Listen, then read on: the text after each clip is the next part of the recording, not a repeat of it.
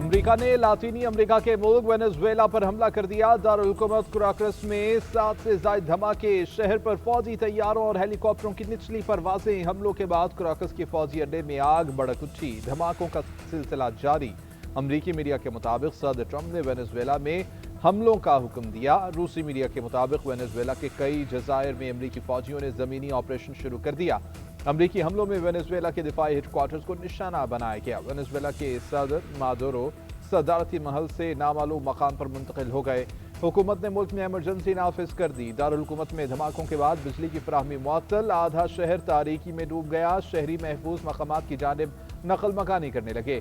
Venezuela کی حکومت کا کہنا ہے کہ امریکی حملوں کا مقصد وینزویلا کے تیل اور معدنیات پر قبضہ کرنا ہے۔ امریکہ ہمارے وسائل حاصل کرنے میں کامیاب نہیں ہوگا۔ امریکہ کی فوجی جارحیت کو مسترد کرتے ہیں۔ امریکہ نے کراکس، میرانڈا، آراگوا اور لاگویرا ریاستوں پر حملے کیے۔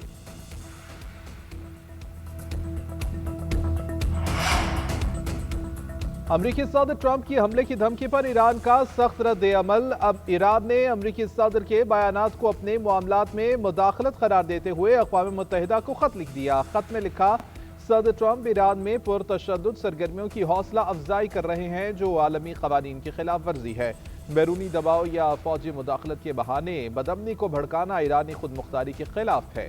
ایرانی قومی سلامتی کونسل کے سیکریٹری علی لاریجانی کہتے ہیں کہ ایران کی سلامتی کی طرف بڑھنے والا ہر مداخلت پسند ہاتھ کاٹ دیا جائے گا۔ امریکی صدر ٹرمپ نے گزشتہ روز کہا تھا کہ اگر ایران پرامن مظاہرین کو قتل کرے گا تو امریکہ ایران میں مداخلت کرے گا۔ تہران نے پرامن مظاہرین کے خلاف تشدد کیا تو امریکہ انہیں بچانے کے لیے تیار ہے۔ ہم نے کارروائی کی پوری تیاری کر رکھی ہے، امریکی صدر نے فضائی حملے کا اشارہ دیتے ہوئے کہا تھا۔ پاکستان ایئر فورس کا مقامی طور پر تیار کردہ تیمور کروز میزائل کا کامیاب تجربہ۔ Taimoor weapon system 600 kilometre range کا حامل ہے، جدید نیویگیشن اور گائیڈنس نظام سے لیس ہے۔ میزائل دشمن کی ایئر ڈیفنس اور میزائل سسٹم سے بچ کر کم بلندی پر پرواز کی صلاحیت کا حامل ہے۔ تیمور کروز میزائل سسٹم روایتی ہتھیار لے جانے کی صلاحیت کا حامل ہے۔ Air chief marshal Zaheer Ahmed Babar کی سائنسدانوں، انجینئرز اور پاک فضائیہ کی ٹیم کو مبارکباد۔ پاکستان کی دفاعی صلاحیتوں کو مضبوط بنانے کے لیے غیر متزلزل عزم کو سراہا۔ ایئر چیف کا کہنا ہے کہ تیمور ویپن سسٹم کا کامیاب تجربہ پاک فضائیہ کی مسلسل عملی تیاری کا عکاس ہے۔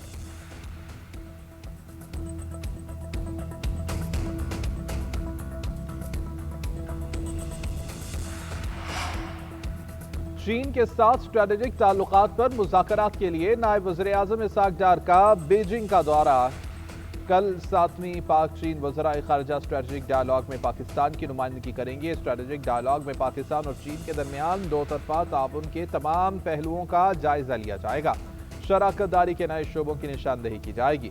ترجمان دفتر خارجہ کے مطابق اسحاق ڈار 2026 میں چین کا دورہ کرنے والی پہلی غیر ملکی اعلیٰ شخصیت ہیں۔ اسحاق ڈار چینی وزیر خارجہ کی دعوت پر یہ دورہ کر رہے ہیں۔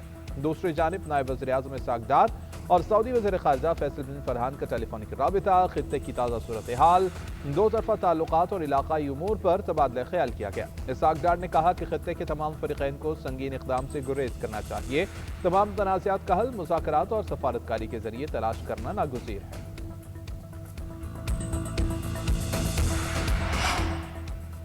پاکستان نے بھارتی وزیر خارجہ کے غیر ذمہ دارانہ الزامات کو سختی سے مسترد کر دیا۔ ترجمان دفتر خارجہ کا کہنا ہے، ایک بار پھر بھارت دہشت گردی کو فروغ اور علاقائی عدم استحکام میں اپنے کردار سے توجہ ہٹانے کی کوشش کر رہا ہے۔ پاکستان کے خلاف دہشت گردی کے فروغ میں بھارت کی مداخلت حقیقت ہے۔ کلبھوشن یادو پاکستان کے خلاف منظم ریاستی سرپرستی میں دہشت گردی کی واضح مثال ہے۔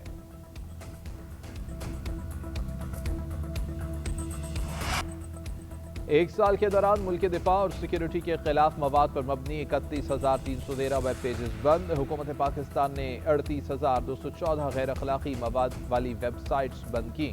اسلامی تشخص کے خلاف 7,608 نفرت انگیز مواد والی 6,269 ویب سائٹس بند کی۔ رپورٹ کے مطابق ٹک ٹاک پر سب سے زیادہ 35,000 ویب پیجز بلاک کیے گئے۔ فیس بک پر 25,482 غیر اخلاقی غیر قانونی ویب پیجز بلاک ہوئے۔ ٹویٹر پر 2,103 اور انسٹاگرام پر 13,000 سے زائد لنکس بند ہوئے۔ یوٹیوب کے 8,586 لنکس تک رسائی ختم کی گئی۔ سالانہ بنیادوں پر سوشل میڈیا پر غیر اخلاقی مواد اپلوڈنگ میں 20% تک رکاوٹ ہوئی۔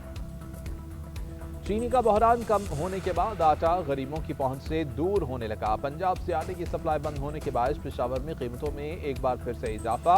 20 किलो का थैला 300 रुपए मजीद महंगा।